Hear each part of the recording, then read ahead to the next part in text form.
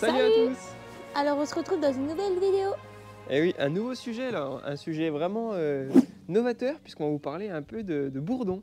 Qu'est-ce qu'on va voir là sur les bourdons? Alors on va voir des petites maisons pour les bourdons. Voilà, donc les ruches à bourdons, donc c'est un peu plus petit que les ruches à abeilles et on va essayer de monter ça ensemble, donc je vais vous montrer tout ça. C'est parti! Alors notre ruche de base, c'est quelque chose qu'on avait déjà fait il y a 7-8 ans, qu'on avait fait avec notre papa pour choper des dessins. Voilà, mais finalement en fait ça marche pas très bien parce que il est trop petit. Pour les essaims d'abeilles, il faut quand même une boîte quand même beaucoup plus grosse. Donc là on change sa destination, donc on va mettre des bourdons, enfin, en tout cas on va essayer. C'est grâce au groupe Facebook Les éleveurs des bourdons, et notamment Noah qui nous a permis d'acheter une petite entrée spécialisée bourdons et qui va donner un peu cette idée. Donc ça vient des pays de l'Est, ce qu'on n'en connaît pas en France. En fait, c'est une entrée hyper spécialisée puisque le bourdon va passer dans cette entrée-là et doit soulever le clapet. Et ça permet vraiment d'enlever les parasites, ou en tout cas d'empêcher les parasites de venir, puisque les parasites viennent dans les nids et détruisent tout, comme la fausse ceigne par exemple. Et les bourdons ne sont pas comme les abeilles, ils n'arrivent pas à se débarrasser des parasites comme les abeilles. Donc voilà, il faut mettre un maximum de protection dès le départ. Donc là, on avait aussi...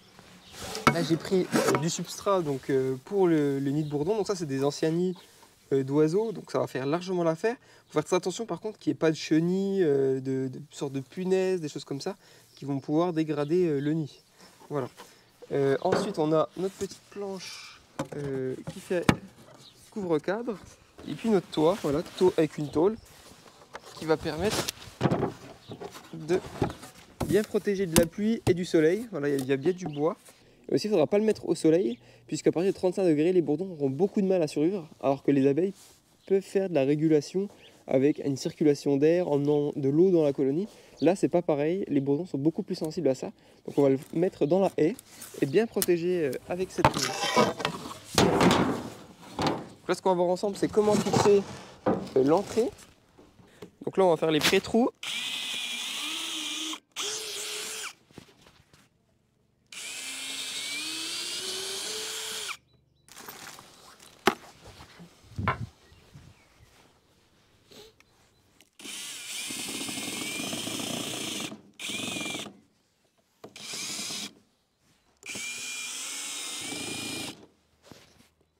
Et là, ce que je vous ai pas dit tout à l'heure, c'est qu'il y a un petit toit aussi pour l'entrée qui va se mettre juste ici. Et ça va permettre de protéger l'entrée de la pluie, ce qui est vraiment intéressant aussi.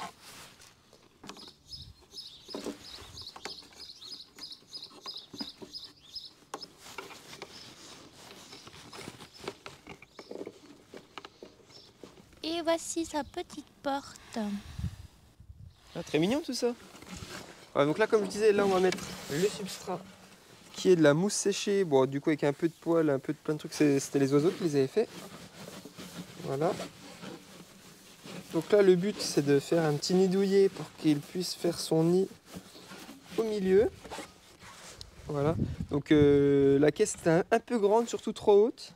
Après, au niveau de la surface plancher, je pense que c'est plutôt pas mal. Après, c'est au niveau de la hauteur, il y a vachement de hauteur. Après, c'est pas très grave, on va voir si ça marche quand même ou pas. En tout cas, on fait des tests, on est ici pour essayer des choses, voir si ça marche ou pas. C'est ça qui est intéressant. Donc là, on va mettre en place cette ruche à son endroit prédéfini, donc sous la haie. Donc voici sa place prédéfinie. Hop, je vais essayer de la placer. Ah bah, pas dans le bon sens. Juste là. J'essaie de l'enfoncer un peu pour que ce soit le maximum à l'ombre. Alors je peux vous donner quelques éléments aussi sur la biologie du bourdon. Donc là je sélectionne une espèce qui est sociale, c'est-à-dire qu'elle va faire un petit nid, donc le bourdon terrestre. Donc là mi-avril, début avril, c'est là qu'elles vont commencer à chercher des cavités pour faire leur nid.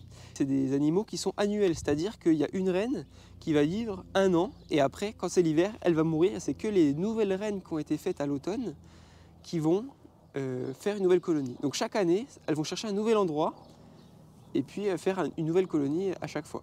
C'est pas comme les abeilles où la reine peut vivre 4-5 ans et puis continuer et puis vivre tout l'hiver aussi en hivernage et pas en hibernation puisqu'elle continue de se nourrir, etc. avec le miel et à chauffer la ruche. Alors que là, le bourdon se cache dans des cavités froides Et le but, c'est de ne pas geler et de se mettre à l'abri pour l'hiver. Voilà. Donc si je résume, pas trop de soleil, beaucoup d'ombre, un bon substrat, donc soit du coton, soit de la mousse bien sèche sans parasites. Là, la petite entrée avec la partie à soulever, comme ça c'est que les bourdons qui peuvent rentrer. D'ailleurs, les premiers jours, il faudra bloquer l'entrée pour qu'elle soit en ouverte, en mode ouvert, pour pas que le bourdon pense qu'on ne peut pas rentrer.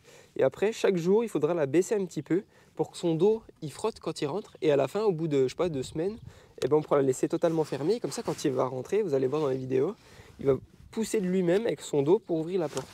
Et comme ça, il n'y aura pas de papillons, pas de mouches qui vont pondre. Il y aura plein de parasites qui ne pourront pas du tout rentrer. Ça, c'est top. C'est vraiment ce qu'on cherche. Et aussi, ce qui est vraiment top avec les bourdons dans le jardin, c'est qu'ils ne sont pas du tout agressifs. Ils n'ont pas de miel à protéger comme les abeilles. Et du coup, on pourra approcher la ruche et même l'ouvrir pour checker, voir s'il n'y a pas de parasites, sans problème, sans risque de piqûre. Ils peuvent piquer les bourdons que si on les écrase sans faire exprès, qu'on met la main par exemple sur des pissenlits ou sur des fleurs, ou qu'on marche dessus à pieds nus. Et là, ils peuvent piquer parce qu'on les écrase. Sinon, vers la colline, normalement, il n'y a pas trop de problème. Alors voilà la partie 2. Donc là, c'est pour, on va dire, augmenter les chances que notre ruche prenne. C'est on va prendre une reine qui cherche une cavité pour la mettre dedans. À l'aide d'un filet à papillon, c'est parfait parce qu'en fait, c'est très doux, ça ne va pas du tout lui faire de mal. C'est beaucoup plus facile pour les capturer. Donc ça, le filet à papillon, c'est vraiment le top du top. Donc là, on n'a plus qu'à trouver les reines de bourdon. Voilà. Oh, elle pisse devant.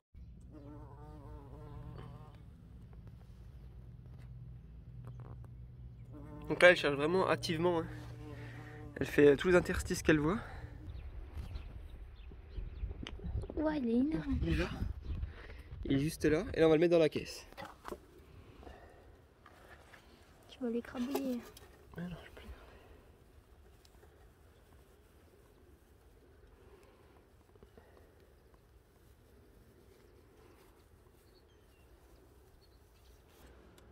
Bah ouvre pas.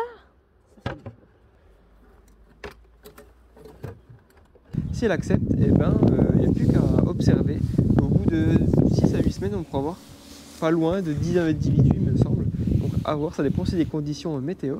Et en tout cas, si la vidéo vous a plu, dites-nous si vous voulez qu'on continue de vous parler un peu des bourdons et de notre élevage qu'on fait au jardin. Voilà. Un petit mot pour la fin ?